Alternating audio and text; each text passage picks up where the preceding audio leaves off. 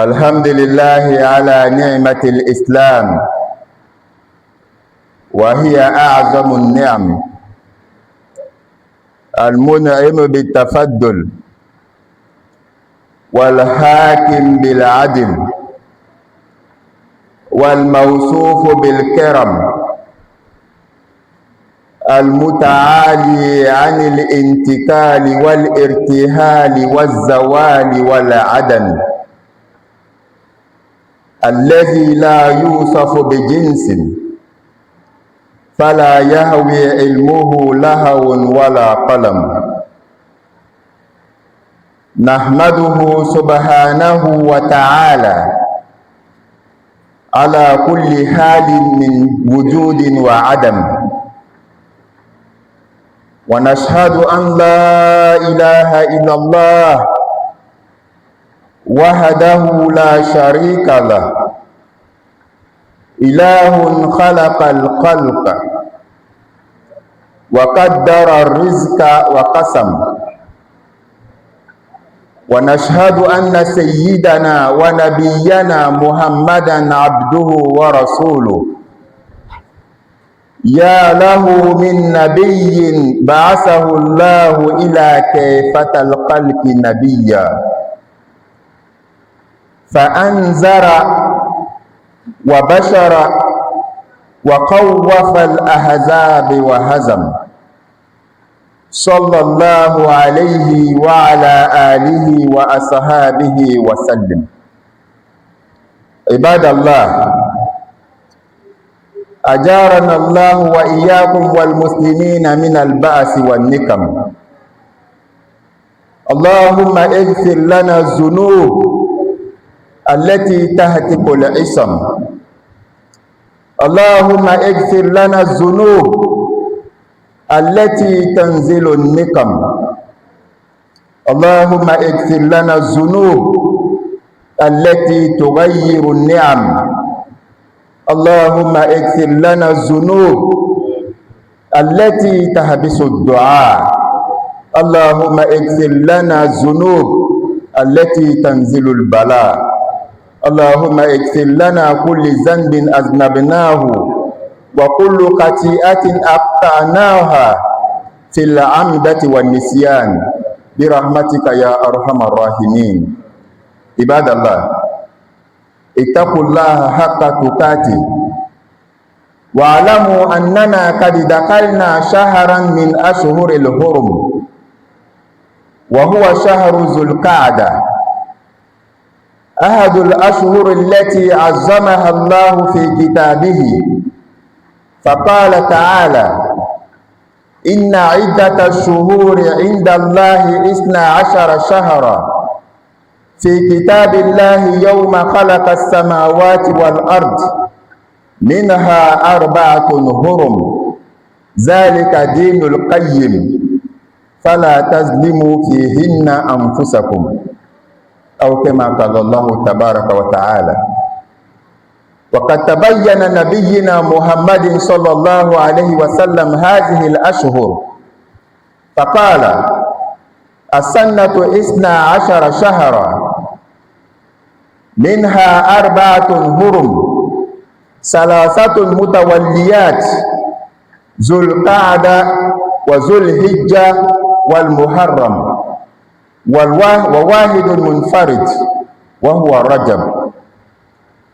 وفي هذا الشهر ينبغي للمسلم أن يعزم ما عزمه الله، فيجتنب الظلم والمعاصي ويكثر فيه من الطاعات، فإن السيئة فيه أعظم، كما أن الحسنة فيه أعظم أجرا، أي لا تظلموا فيه أنفسكم بالمعاصي وظلم النفس بأكل الحقوق والغيبة والنميمة، بل اجعلوها فرصة للتوبة الصادقة، لترك الذنوب، لإصلاح ذات بين، لإكثار من الصلاة والذكر، أكثروا من الاستغفار فيه، حافظوا على الصلاة في وقتها، صلوا أرحامكم، tasaddaqu walau bil qalil tahiru qulubakum fihi. Ibadallah, ibadallah, alhamdulillahi rabbil alamin, alhamdulillahi rabbil alamin. Louange à Allah pour toutes ses grâces, précisément pour la grâce de l'islam ou pour la bénédiction de l'islam, car c'est la plus grande grâce d'Allah subhanahu wa ta'ala pour ses serviteurs. Oui, l'islam, c'est la plus grande grâce d'Allah subhanahu wa ta'ala. C'est bas monde, Allah donne ça à tout le monde. Tu es croyant, tu es musulman, tu peux devenir riche. Tu peux avoir ces bas monde, comme tu ne peux pas avoir ces bas monde. Tu es mécréant, Allah peut te donner la richesse, comme il peut te priver de cela. Mais l'islam, la grâce de devenir musulman, wallahi, Allah ne donne pas ça à tout le monde. Si toi, Allah t'a choisi pour faire de toi un musulman, tu dois dire Alhamdulillahi Rabbil Alamin. Louange à Allah, c'est lui qui donne la grâce, mais il donne ça à qui il veut. Lui là, il lui a donné la connaissance. Il n'a pas donné ça à l'autre. L'autre, il lui a donné la richesse. Il n'a pas donné ça à l'autre. L'autre, il lui a donné beaucoup d'enfants. Il n'a pas donné ça à l'autre. Allah, sa grâce, il donne à qui il veut. Il choisit qui il veut donner. Il prive celui-là même que lui, Allah, il veut de ses grâces. Al-Hakim de l'Adil, le gouverneur qui gouverne avec la justice. Oui, Allah, sa gouvernance, c'est fait avec la justice, la droiture. Allah, Al-Mawsouf bil-Karam, c'est lui, Allah, le plus généreux. Allah, il est qualifié du généreux. Al-Muta'ali anil intikali wal irtihal, c'est lui, Allah, qui transcende le mouvement, le départ et le non-existence. Allah, il n'a pas besoin de faire mouvement. C'est un Dieu, la yamnahu sam'un an sam'in. Il y a des millions de personnes qui sont en train de lui parler dans le moment dont nous sommes dedans, ou des milliards de personnes. Mais il entend tout. En écoutant à telle personne, ne peut pas l'empêcher d'attendre l'autre. Il n'a pas besoin de faire mouvement. Allah ne voyage pas. Et pour dire non, Allah il était là, il n'est plus. Ça c'est pas Allah. Allah il transcende tout cela, il est toujours là. Il ne fait pas de mouvement. Et Allah il ne voyage pas. Allah subhanahu wa ta'ala, on ne peut pas le qualifier avec un genre. Pour dire non, Allah il est comme ça. Ça c'est une créature. Tout ce que l'être humain va s'asseoir pour imaginer, pour chercher la position ou la forme d'Allah, il dit tout ce qu'il va avoir dans sa tête, c'est une créature, c'est pas Allah. Allah, la yahwi ilmuhu lawhun wala qalam. Son savoir, bic ne peut pas contenir le savoir d'Allah. Et la droite ne peut pas contenir le savoir d'Allah subhanahu wa ta'ala. Allah dit, il dit si tu veux, c'est bas monde, tous les arbres qui s'y trouvent, il faut tout couper. Et il faut tout faire ça en calam, en bic. Et tous les eaux, tous les riz, tous les eaux qui se trouvent sur cette terre-là, il faut les transformer en encre pour écrire la parole d'Allah. Il dit, ces arbres-là vont finir. Ces eaux-là vont finir tant que la parole d'Allah n'est pas finie. Et dit, si tu veux, il faut envoyer 7 fois, la parole d'Allah ne va pas finir. Comment on peut qualifier cela? Hein? On ne peut pas avoir Allah. Il dit non, moi je vais imaginer, Allah il est comme ça. Non, ça c'est pas Allah. Il transcende tout cela. Nous louons Allah subhanahu wa ta'ala dans toutes les circonstances. On loue Allah dans l'aisance. Nous louons Allah subhanahu wa ta'ala dans la pauvreté. Nous louons Allah subhanahu wa ta'ala dans la santé. On loue Allah dans la pauvreté. On loue Allah dans la maladie. Allah, il est loué dans toutes les circonstances. Et nous attestons qu'il n'y a de divinité digne d'adoration en dehors d'Allah subhanahu wa ta'ala seul. Il est unique, il n'a pas d'associé. C'est lui, Allah, qui a créé toutes les créatures. Toutes les créatures que tu vois ou que tu ne les vois pas, c'est Allah qui a créé tout cela. Et il a mesuré toutes les subsistances, toutes les chances. Allah a mesuré tout cela et il a fait le partage. Chacun a eu sa part. Souvent, quand tu vas trouver que non, pour toi est peu, parce que l'être humain, il est envieux. Quand il voit son semblable, il va voir quelque chose dans lui, ça fait que lui, il n'a pas, il va envier cela. Pour cela, souvent, même, il va dire que non, moi, Allah m'a rien donné. Oh, Allah a fait son partage, tout le monde a eu. Allah dit dans Surat Ar-Rahman, Sanafuru lakum ayyuha saqalan. Il dit, je vais vider ta caisse de subsistance là. Wallah, il dit, tu ne vas pas mourir pour laisser ne serait-ce qu'une seule goutte dedans. Ta chance. Il dit, je vais vider tout ça pour toi. Tu vas tout manger.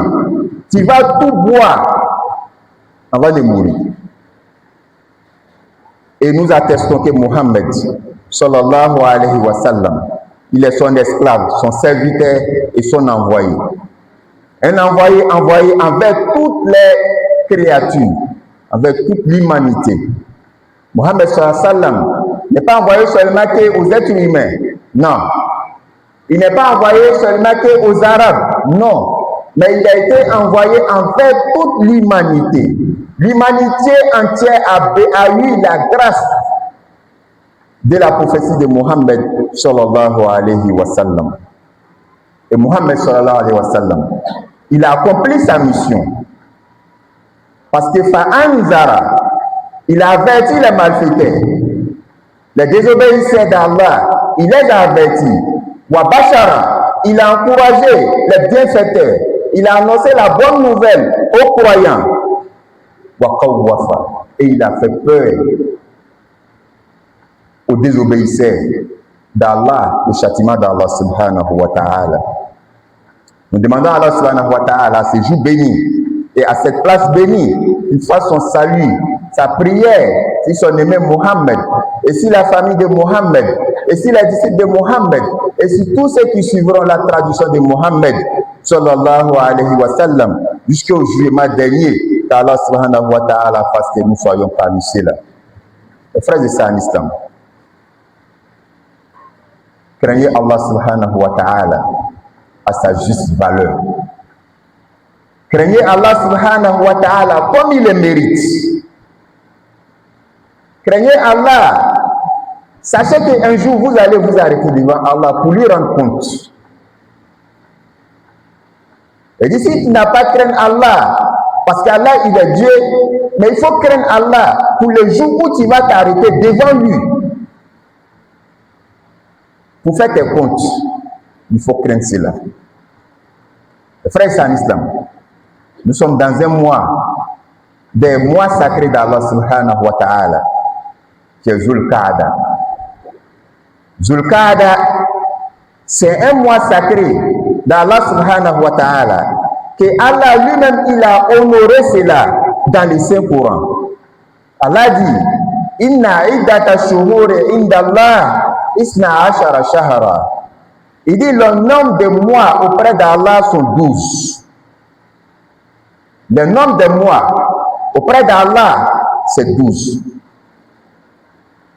Dans les livres d'Allah subhanahu wa ta'ala, dans les prescriptions d'Allah subhanahu wa ta'ala, du jour de la création des cieux et la terre, dit de ce jour jusqu'à aujourd'hui où nous sommes, c'est mentionné chez Allah que les nombres du mois sont 12.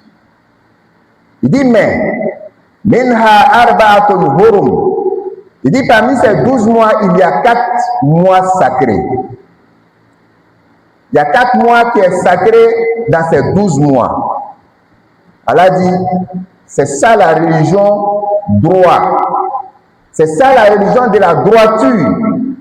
Mais Allah nous donne garant, où il réveille notre conscience dans ces mois sacrés-là. Quel conseil il nous donne? Il dit, fala tazlimu fihinna anfusakum. Il dit, dans ces mois sacrés, ne vous faites pas du tort dans ces mois sacrés. Fala tazlimu fihinna anfusakum. Dans les mois sacrés, il dit, faut pas te faire du tort. Allah te donne ce conseil. Et Muhammad sallallahu alayhi wa sallam, lui, il va venir nous détailler quels sont ces mois. Muhammad sallallahu alayhi wa sallam dit, il dit, les mois auprès d'Allah sont 12. Il y a 4 mois sacrés. Il dit, il y a 3 qui se suivent. Il dit, Zulqa'da, le mois dont nous sommes dedans. Il dit, ça c'est le premier mois sacré.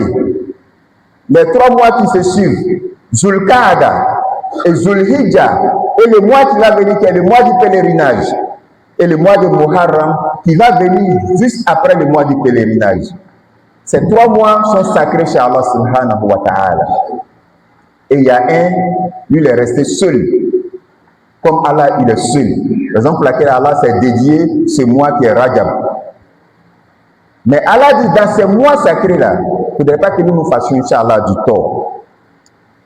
Mes frères et sœurs en islam, dans ces mois sacrés, il est bon pour les musulmans d'honorer ce que Allah lui-même il a honoré. Il est bon pour un musulman de mettre la sacralité sur une chose que Allah lui-même il a rendu ça sacré. En faisant cela,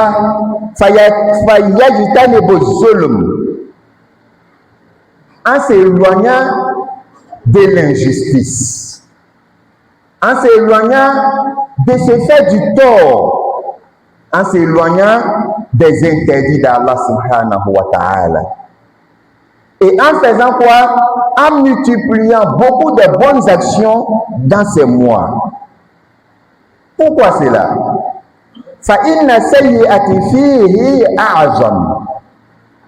Dans ces mois sacrés, poser un péché, commettre un péché dans ces mois sacrés, il dit c'est lourdement sanctionné. Les péchés sont lourdement sanctionnés dans les mois sacrés. Comme les bonnes actions sont récompensées massivement. C'est pareil. De la manière dont tes bonnes actions sont récompensées chez Allah dans ces mois, c'est ainsi que tes péchés aussi sont sanctionnés chez Allah subhanahu wa ta'ala. Tu vas avoir la miséricorde d'Allah. Tu vas avoir l'agrément d'Allah. Dans ces mois sacrés-là, il faut t'éloigner, Inch'Allah, des péchés. Dans ces mois sacrés, il faut poser des bonnes actions, beaucoup de bonnes actions. Parce que, en se faisant du tort dans ces mois, tu vas les récolter le jour de la résurrection. Oui. En faisant du tort à ton propre détriment, ou en faisant une injustice à ton semblable, personne ne récoltera ces péchés-là. Le jour de la résurrection, c'est pas quoi. Personne ne serait sanctionné à ta place le jour de la résurrection. Allah dit ça dans Surat Al-Fajr. Il dit Il dit ce jour-là, Allah ne va pas punir une personne à toi ta place. Non. Pour dire non, toi tu devais être puni. Comme ton enfant est là, on va mettre ses punitions à si ton enfant. Elle a dit non, jamais. Personne ne sera puni à ta place le jour de la résurrection. De toutes les injustices que tu feras, les conséquences c'est pour toi le jour de la résurrection. Et c'est pareil aussi. Les bonnes actions, les actions d'obéissance que tu vas poser dans ces mois, Masha'Allah, alhamdulillah, ces récompenses aussi c'est pour toi. Mes frères et sœurs en islam, nous devons être des ulul albab, des personnes douées d'intelligence. En faisant quoi? En profitant de ces bons moments-là. Ces moments propices qu'Allah nous donne là. Les doués d'intelligence en profitent. Nous devons profiter de ces bons moments. En faisant quoi, mes frères et sœurs en islam? En se repentant Allah subhanahu wa ta'ala à une repentie sincère. Oui, nous sommes dans le mois de la repentance. Ceux qui vont aller effectuer leur pèlerinage, dans ces mois, ils commencent à demander pardon à tous ceux qui ont fait du tort. Ils commencent à demander pardon à Allah subhanahu wa ta'ala parce qu'il va aller effectuer son voyage. Mais est-ce que nous qui n'allons pas effectuer ce voyage, nous sommes tenus en marge de cela? Non. C'est pas parce que nous, on ne va pas voyager, que nous, on ne va pas profiter de cela. On doit profiter. Nous, on doit se repentir à Allah subhanahu wa ta'ala. Mais à une repentance sincère, c'est ce que Allah a besoin. Tu veux revenir à Allah, reviens à Allah sincèrement. Et en faisant quoi? En laissant tes péchés. En donnant dos carrément au péché. Et en arrangeant entre nous, l'islam nous a tabaïni. En se réconciliant entre nous. Moi et mon frère, on ne se parlait pas. Il y avait parlé entre moi et puis ma soeur. C'est moi là. Je dois profiter de ces mois pour finir tous ces palabres. Pour se réconcilier. Pour qu'ensemble nous allons avoir le pardon d'Allah subhanahu wa ta'ala. Et on doit multiplier beaucoup de prières surrogatoires et beaucoup de zikr dans ces mois. Mes frères et sœurs en islam, on doit multiplier beaucoup d'istighfar dans ces mois. On doit prendre soin de nos prières obligatoires dans ces mois. En faisant tous nos prières obligatoires dans Jama'a. C'est ce qu'Allah nous demande. Allah dit toujours, Akimu Salat. Il dit, accomplissez la prière. Accomplissez la prière. Ça veut dire tout simplement prier en groupe. Dans ces mois, on doit mettre un accent sur cela. Dans ces mois, nous devons tisser les liens parentaux, mes frères et sœurs en islam. Les liens familiaux, on doit tisser ces liens-là dans ces mois. Dans ces mois, nous devons faire l'aumône, le sacrifice, même si c'est petit. On doit faire cela.